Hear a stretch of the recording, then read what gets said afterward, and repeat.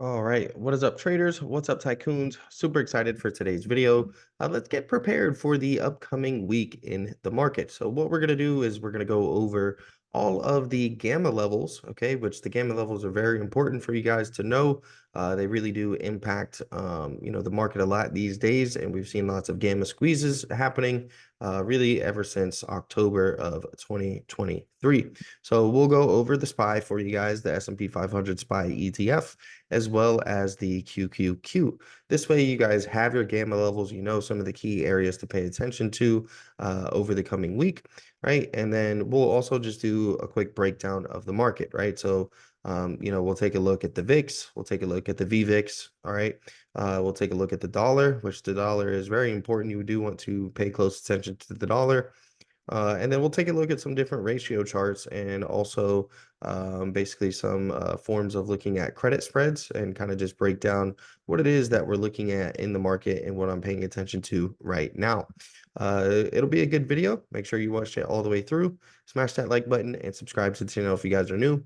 As always, though, the content provided on this channel is for informational and educational purposes only and is not intended to be relied upon as legal, financial, or investment advice. So be sure to read through the disclaimer. And if you're new to the channel, I started a completely free newsletter for you guys. It's called Investment Intelligence, giving out free trading content, free finance content, and I also try to sprinkle in about 1 or 2 free trade ideas a week in there. These are what the trade ideas will look like, highlighting all of the conditions on the chart and showing you the chart itself so you guys can understand what it is that I'm looking at here. All right. And you can go and check out the website. Okay. There's a website associated with it.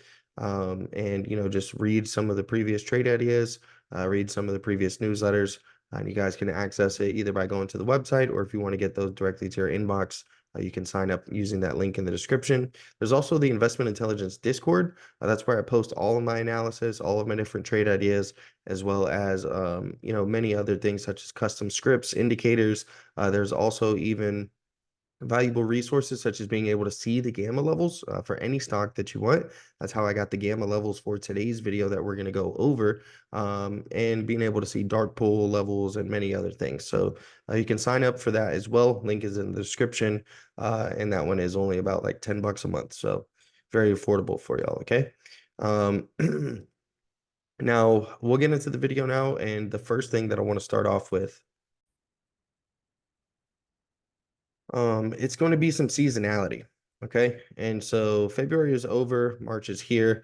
And when you have the sitting president running, all right, that's going to be the green line. So that's going to be the one that we're paying attention to. March typically isn't the best month. Okay. It's typically, you start to see a little bit of a pullback in the month of March. Now, you typically start to see the market topping out in February. That definitely didn't happen. The SPY just made new all-time highs. So, it's not something to live or die by, but, according to seasonality, March isn't a great month for the market for the S&P 500. So if we factor that in to what we currently have on our SPY chart here, the bears are going to tell you that, hey, this is a rising wedge that's extremely tight and we're going to crash all the way back down to, the bottom. I don't really think that's going to happen, right, in my opinion. Yes, it could be a little bit of a rising wedge right here, okay, and it's pretty tight. But, if we break this, we can always go sideways too, okay? We don't have to, crash. Now, when it comes to the gamma levels, the call wall right now is 515. Okay, and so the way to think of this is that is a very, very big resistance level. Okay, there's going to be lots of profit taking at that 515 area, right? And what it's known as a gamma squeeze happens when you can hold that 515 area. What happens oftentimes is market makers then have to hedge the underlying security. So, we may go above or below 515 for a little bit, but if we're actually able to hold above there substantially, right, and not just peak out above, then that could cause a gamma squeeze, right? And oftentimes you'll see the SPY move another dollar or two very, very quickly in a very rapid fashion. And oftentimes, that's from that gamma squeeze, right? And there's been lots of these gamma squeezes that's been happening, over the past couple of months, and they present themselves really good day trade opportunities if you can scalp, some of that gamma squeeze. Those are some very, very nice and juicy scalps.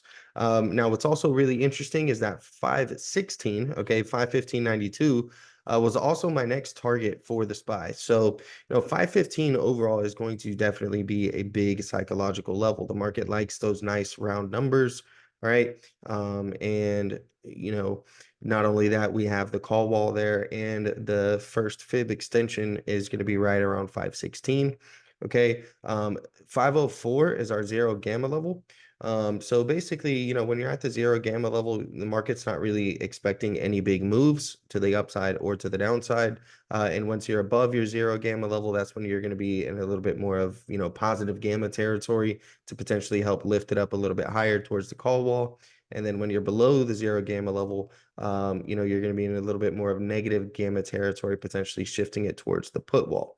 Now, the put wall works just like the call wall. It's going to be a very strong level of support and resistance. The call wall is going to be your resistance level. The put wall is right here at 480, which is basically the previous all-time highs. Okay, so that's pretty interesting to me. So basically, if we were to have, let's say, a massive pullback or correction, 480 is going to be a very, very big and very strong support level. Okay. And while a move from up here in the 510s down to 480 may seem like the end of the world, we really haven't had much of a correction at all. Okay. And if we were to do that, that certainly puts in, higher lows, and then higher lows yet again. So, a pullback to 480 will be embraced, I think, in my opinion. Now, does it have to hold exactly at 480? Can it dip below? We'll see. But for right now, that's really one of the main levels. These are the main levels that I'm paying attention to. Okay. So, 515 is going to be that very strong resistance. Okay. If we are able to squeeze above there this week, 520 is definitely on the table. Okay. We can definitely see that. 504 is going to be that big support level, that first key little area of interest. If we do start to get a little bit of a pullback this week, that's somewhere that I definitely would pay attention to. And then you've got about 492, 493, all right, is going to be another pretty strong support level. And then the put wall is down here at 480, all right, for the SPY. Now over here, we've got the QQQ. Again, a little bit of another rising wedge right here.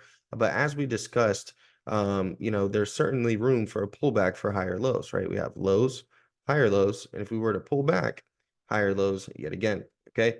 Now, what's interesting here is the put wall is much closer. Okay, so when we were looking at the SPY, the put wall was all the way down here. So the big key major support level is all the way down here, 30, 40 points away from where price is currently. Meanwhile, for the QQQ, it's only about 20 points away. Okay, now the call wall is going to be 450, which yet again lines up almost perfectly with the bullish price target here of 450.52. So that is going to be a big psychological level. Again, 450, market likes those round numbers. Same thing applies. Okay, this is going to be a very, very strong resistance level. There's going to be lots of profit taking at those levels, but if we can hold 450, okay, and maintain that level and stay above there, then we are in, store for a potential gamma squeeze this week, okay, where we could see the QQQ run very rapidly, move very quickly, above that 450 level, okay. And then the zero gamma level is going to be here at 434, and the put wall is here at 425. Okay, same thing, below 434, we're getting a little bit closer into that negative gamma territory. And then 425, same thing applies here kind of with the call wall, right? Where can potentially see the squeeze. If we get below 425 and we really hold below 425, you could see a little bit of a squeeze to the downside, right? Where you see lots of selling pressure added into the market from market makers. And that would potentially, push us back down to that 408.55 previous all-time highs level for the QQQ. All right, so those are the main levels that I'm watching right now on the indices. Yes, there is a little bit of a rising wedge. Does that have to mean that, we're completely bearish right now? No, the trend is your friend, and, we've been in very strong, clear, well-defined uptrends. Now, for the VIX, okay, we're in bullish territory, all right? Basically, below 1529 is going to be bullish for the VIX, all right? Or not bullish for the VIX, but bullish for the market, okay? Below those levels, the market's feeling pretty good. it's not too worried, about many other things. 1274 is a pretty key level, 1177 and 877. Now, as I mentioned, all of this is bullish territory, but the lower that we get below these levels, that I just mentioned, the 1274, 1177, the less and less worried, quote unquote worried, the market is. Okay. And, so right now we're definitely just, chilling in that bullish territory area for the VIX. And, not really seeing anything interesting, right? The VIX was down 4.5% last week. No surprise there. The markets had a pretty nice and strong rally. Now the VVIX, okay, typically you'll see this one moving before you do the VIX, okay, and so the VVIX was down about 1.5% last week. This is also in its bullish territory area here. Okay, now we do usually start to see it tick back up whenever it comes down to these levels. So we'll have to keep a monitor on the VVIX for any signs of a potential turnaround in the actual VIX itself. Okay, so in my opinion, the VVIX is the one you want to monitor right now. But honestly, I don't use the VIX as I do as much as I used to previously. I really prefer looking at the dollar now, the Dixie. Okay, and the stock market bottomed when the dollar topped, and the stock market topped when the dollar bottomed, right? There's not much of a coincidence there. So, a rising dollar typically is going to be a headwind for equities and for the stock market. And we were, potentially contemplating the fact that, hey, we've had a strong uptrend here. If the dollar bounces back in this key zone and bounces off this trend line and continues heading higher, breaking out above 104.785, that was going to be a headwind for stocks, and we could start to actually see stocks roll over. But in fact, we actually broke through that trend line, got a very nice retest of this zone yet again, and it appears like we're trying to push a little bit lower here. So, if the Dixie can stay below 104, 103.196 is going to be that next key area. And then above 104, we've got the potential to come back up to 104.785. So, keep a close eye on the dollar. That'll be, a little bit better of a tell in potential market direction, in my opinion, than the VIX. So remember, above 104, Dixie above 104 is going to be a little bit more bearish for stocks. And below 104, that's going to be a little bit more bullish for stocks. Okay, so just kind of think of it like that over the coming week.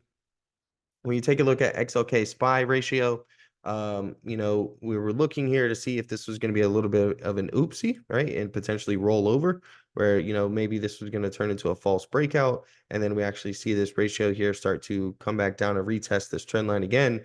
Rather, we did not get that, right? So it looks like it's really just consolidating after that initial push and continuing to try to head higher here. So, this is not really screaming anything bearish or anything super defensive right now at the moment.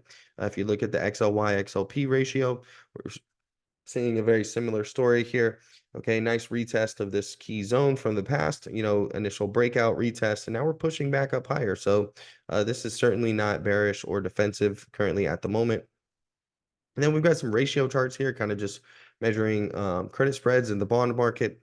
And, you want to see a lot of these rolling over, right? And that's what we're getting. We have the SHY IEI ratio chart right here. This one's rolling over, coming back and testing a key area. If we can push down through here, that's going to be a tailwind for stocks. That's going to be nice for the stock market. If we start to see a little bit of a bounce in this, it has the potential to be a little bit of a headwind for the stock market, right? This one right here is going to be your IEI, IEF ratio chart.